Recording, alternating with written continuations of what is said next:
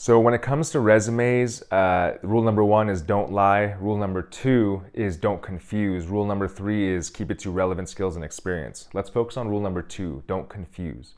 Now, I don't know how many times I've read a resume and thought, okay, this is pretty good. Yeah, I want to learn more about this candidate.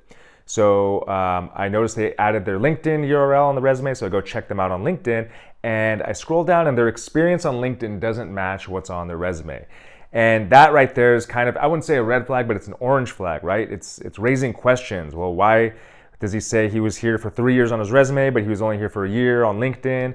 Or, what's this other job that's split in between these 2 jobs on the resume? Why is it on LinkedIn? So a little confusion. And, the resume, we want to remove any of these speed bumps, any of these roadblocks that a recruiter or hiring manager might find on the resume. We want to make it as smooth as possible for them to say, yes, let's move this person on to the next stage. So my advice to you is when you're finished reviewing and revising your resume, make sure it matches up to your LinkedIn.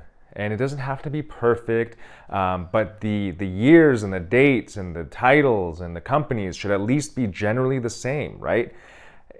You don't have to do line by line the duties, responsibilities. You don't have to copy paste from your resume to your LinkedIn, but just the general chronological timeline of your work history should be about the same.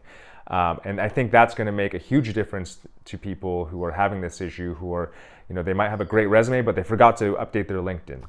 Quick side note, make sure you have a professional photo on your LinkedIn page, as well as a professional cover photo, just something neutral, something that's not going to be like, oh, this person's a Lakers fan? Well, I'm a Sacramento Kings fan. I'm not going to hire this guy. Super neutral, right?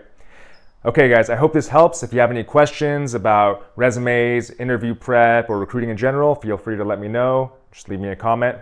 Good luck out there.